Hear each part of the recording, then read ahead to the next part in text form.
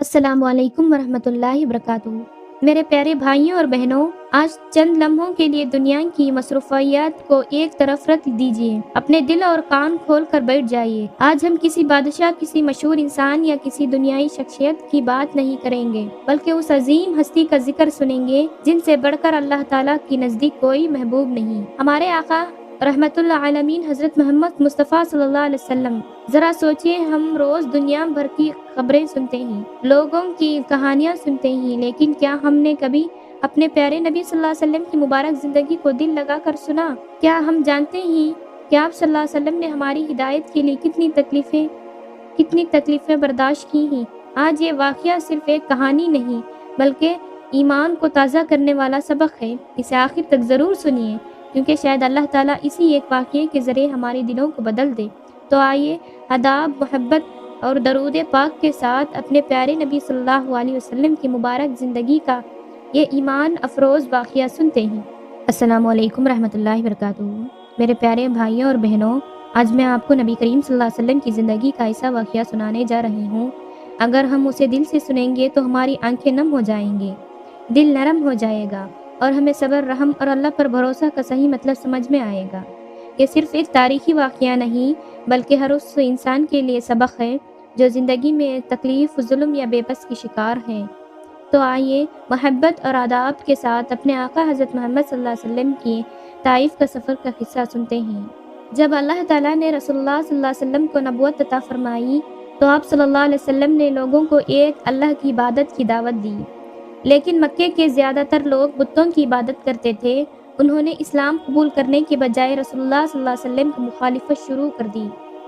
کبھی آپ صلی اللہ علیہ وسلم کا مذاق اڑایا جاتا، کبھی راستے میں کانٹے بچھائے جاتے، کبھی گندگی پھینکی جاتی، اور جو مسلمان ایمان لاتے ہیں انہیں سخت اذیتیں دی جاتی۔ لیکن رسول اللہ صلی اللہ علیہ وسلم ہر تکلیف پر صرف یہی فرماتے، اے اللہ میری قوم کو ہدایت دے، یہ جانتے نہیں ہیں۔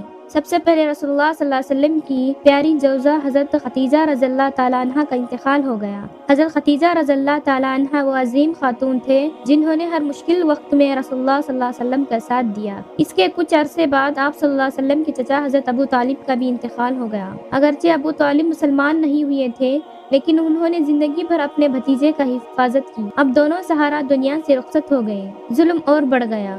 اب مکے کی کفار کو لگا کہ رسول اللہ صلی اللہ علیہ وسلم کی حفاظت کرنے کا کوئی نہیں رہا، چنانچہ انہوں نے پہلے سے بھی زیادہ ظلم شروع کر دیا۔ لیکن رسول اللہ صلی اللہ علیہ وسلم نے نہ دعوت چھوڑی، نہ ہمت ہاری، نہ اللہ پر بھروسہ توڑا۔ طائف جانے کا فیصلہ۔ رسول اللہ صلی اللہ علیہ وسلم نے سوچا، اگر مکے والوں اسلام قبول نہیں کرتے تو شاید طائف کے لوگ اللہ کا پیغام سن لیں۔ طائف ایک خوبصورت اور خوشحال شہر تھا۔ آپ صلی اللہ علیہ وسلم نے کسی بادشاہ کی فوج نہیں لی، نہ کوئی ہتھیار اٹھائے، صرف اپنے وفادار صحابی حضرت زید بن حارث رضی اللہ تعالیٰ عنہ کو ساتھ لیا، اور اللہ کا نام لے کر طائف کی سفر روانہ ہو گئے۔ یہ سفر تقریباً 90 کلومیٹر کا تھا، اور آپ صلی اللہ علیہ وسلم نے یہ سفر پیدل طے کی۔ سوچئے، ہم تھوڑی سی گرمی یا تھکاوٹ سے پریشان ہوتے ہیں، لیکن ہمارے نبی صلی اللہ علیہ وسلم اللہ کے دین کے خاطر اتنا طویل سفر برداشت کر رہے تھے۔ ہمارے لیے سبق۔ میرے عزیز بھائیوں اور بہنوں، اگر کبھی آپ کو دین کی وجہ سے، سچ بولنے کی وجہ سے یا نیکی کرنے کی وجہ سے تکلیف ملی تو فوراً ہمت نہ ہارے۔ یاد رکھیے، اللہ کے سب سے محبوب بندے ہمارے نبی حضرت محمد صلی اللہ علیہ وسلم نے بھی آزمائشیں برداشت کیے، لیکن کبھی اللہ سے شکوہ نہیں کیے۔ میرے عزیز بھائیوں اور بہنوں، رسول اللہ صلی اللہ علیہ وسلم طائف کے بڑے سرداروں کے پاس تشریف لے گئے۔ آپ صلی اللہ علیہ وسلم نے نہایت محبت اور نرمی، خیر خواہی سے فرمایا، میں تمہارے پاس اللہ کا پیغام لے کر آیا ہوں، ایک اللہ کی عبادت کرو، شرک چھوڑ دو، دنیا اور آخرت کی کامیابی اسی میں ہے۔ لیکن افسوس، ان لوگوں نے نہ صرف اسلام قبول کرنے سے انکار کیا، بلکہ آپ صلی اللہ علیہ وسلم کا مذاق اڑانا شروع کر دیے۔ ایک سردار نے کہا کہ اللہ کو تمہارے علاوہ کوئی اور آدمی نہیں ملا تھا؟ دوسرا نے کہا، اگر تم واقعی اللہ کے رسول ہو تو میں تم سے بات کرنے کی لائق نہیں، اور اگر تم رسول نہیں ہو تو پھر بھی تم سے بات کرنا بے فائدہ ہے۔ تیسرے نے بھی سخت اور بے ادب الفاظ کہے۔ رسول اللہ صلی اللہ علیہ وسلم نے ان کی باتیں خاموشی سے سنے، نہ غصہ کیا، نہ بدلہ لیا، نہ بد زبانی کی۔ سب سے دردناک حصہ، جب رسول اللہ صلی اللہ علیہ وسلم وہاں سے واپس جانے لگے تو ان لوگوں نے شہر کے اوباش نوجوانوں اور بچوں کو آپ صلی اللہ علیہ وسلم کے پیچھے لگا دیا۔ وہ بچے تالیاں بجاتے، ہنستے، شور مچاتے اور رسول اللہ صلی اللہ علیہ وسلم پر پتھر برساتے رہے۔ حضرت زید بن حارث رضی اللہ تعالیٰ عنہ بار بار آگے آ کر اپنے جسم سے نبی کریم صلی اللہ علیہ وسلم کو بچاتے رہے۔ پتھر حضرت زید رضی اللہ تعالیٰ عنہ کو بھی لگے، لیکن وہ اپنے آقا کو بچانے سے پیچھے نہ ہٹے۔ پتھر اتنے لگے کہ رسول اللہ صلی اللہ علیہ وسلم کے مبارک قدم زخمی ہو گئے۔ آپ صلی اللہ علیہ وسلم کی جوتیاں مبارک خون سے بھر گئے۔ سوچئے، یہ وہی نبی ہیں جنہوں نے اللہ نے تمام جہانوں کے لیے رحمت بنا کر بھیجا تھا، لیکن لوگ انہی پر پتھر برسا رہے تھے۔ اگر ہمارے ساتھ کوئی ایک سخت بات کر دے تو ہم فوراً ناراض ہو جاتے ہیں، لیکن ہمارے نبی صلی اللہ علیہ وسلم پر پتھر برسائے گئے، خون بہایا گیا، پھر بھی آپ صلی اللہ علیہ وسلم نے کسی کو بد دعا نہیں دی۔ یہی نبی صلی اللہ علیہ وسلم کے اخلاق تھے۔ آخرکار رسول اللہ صلی اللہ علیہ وسلم شہر سے باہر ایک انگور کے باغ میں پہنچے۔ آپ صلی اللہ علیہ وسلم انتہائی تھکے ہوئے تھے، قدموں سے خون بہہ رہا تھا، جسم زخمی تھا۔ حضرت زید بن حارث رضی اللہ تعالیٰ عنہ بھی زخمی تھے۔ وہیں بیٹھ کر رسول اللہ صلی اللہ علیہ وسلم نے اپنے رب کی حضور ہاتھ اٹھائے۔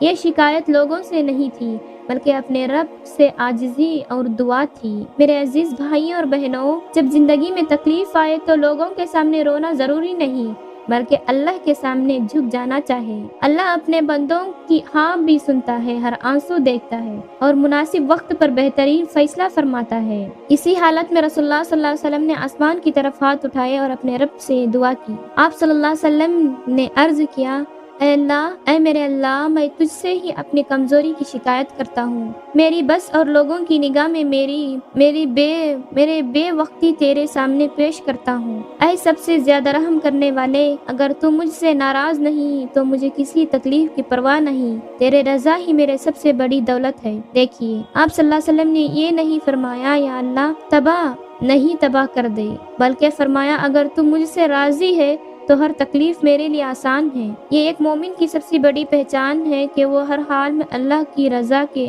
مقدم رکھتا ہے۔ اسی وقت اللہ تعالیٰ نے حضرت جبرائیل علیہ السلام کو بھیجا، ان کے ساتھ پہاڑوں کے فرشتوں بھی تھے۔ حضرت جبرائیل علیہ السلام نے عرض کیا، یا رسول اللہ صلی اللہ علیہ وسلم، اللہ تعالیٰ نے آپ کی قوم کی باتیں سن لی ہیں۔ اگر آپ حکم دے تو پہاڑوں کو فرشتے ان لوگوں پر دونوں پہاڑ ملا دے تاکہ یہ سب ہلاک ہو جائے۔ سوچئے، جس قوم نے پتھر مارے، خون بہایا، بے عزتی کی، اب اللہ تعالیٰ کی طرف سے انہیں سزا دینے کی اجازت آ گئی۔ رحمت العالمین کا جواب۔ لیکن ہمارے نبی صلی اللہ علیہ وسلم نے ایسا جواب دیا جس نے دنیا کی کوشش کے لیے رحم اور معافی کی سبق دے دیا۔ آپ صلی اللہ علیہ وسلم نے فرمایا، نہیں، میں یہ نہیں چاہتا۔ مجھے امید ہے کہ اللہ تعالیٰ ان کی آنے والی نسلوں میں ایسے لوگ پیدا کریں گے جو صرف ایک اللہ کی عبادت کریں گے اور اس کے ساتھ کسی کو شریک نہیں ٹھہرائیں گے۔ اللہ اکبر۔ جن لوگوں نے پتھر مارے ان کے لیے بھی ہدایت کی دعا۔ یہی ہمارے نبی صلی اللہ علیہ وسلم کا اخلاق تھا۔ میرے عزیز بھائیوں اور بہنوں، اگر کوئی ہمیں ایک سخت لفظ کہہ دے تو ہمیں مہینوں ناراض ہو جاتے ہیں، لیکن ہمارے نبی صلی اللہ علیہ وسلم پر پتھر برسائے گئے، خون بہایا گیا، پھر بھی آپ صلی اللہ علیہ وسلم نے معاف کر دیا۔ اگر ہم واقعی رسول اللہ صلی اللہ علیہ وسلم سے محبت کرتے ہیں تو ہمیں بھی غصے پر قابو رکھنا چاہیے، لوگوں کو معاف کرنا چاہیے، تکلیف میں اللہ سے دعا کرنی چاہیے، کبھی مایوس نہیں ہونا چاہیے۔ میرے عزیز بھائیوں اور بہنوں، میرے پیارے بھائیوں اور بہنوں، آج ہم نے اپنے پیارے آقا حضرت محمد صلی اللہ علیہ وسلم کی مبارک زندگی کا ایک عظیم اور سبق آموز واقعہ سنا۔ اگر اس واقعے نے آپ کے دل میں رسول اللہ صلی اللہ علیہ وسلم کی محبت، صبر اور اللہ پر بھروسہ کا جذبہ پیدا کیا ہے تو اس سبق کو صرف سن کر نہ چھوڑیں بلکہ اپنی زندگی میں بھی اپنانے کی کوشش کریں۔ انشاءاللہ اگلی ویڈیو میں ہم رسول اللہ صلی اللہ علیہ وسلم کی مبارک زندگی کا ایک اور ایمان افروزہ، سبق آموز اور دل کو چھو لینے والا واقعہ آپ کے سامنے پیش کریں گے، اس لیے ہماری اگلی ویڈیو کو ضرور دیکھیں، کیونکہ نبی کریم صلی اللہ علیہ وسلم کی سیرت کا ہر واقعہ ہمیں جینے کا طریقہ، صبر کا حوصلہ اور اللہ تعالیٰ کے قریب ہونے کا راستہ سکھاتا ہے۔ اگر یہ بیان آپ کو پسند آیا اور اس سے آپ کو کوئی دینی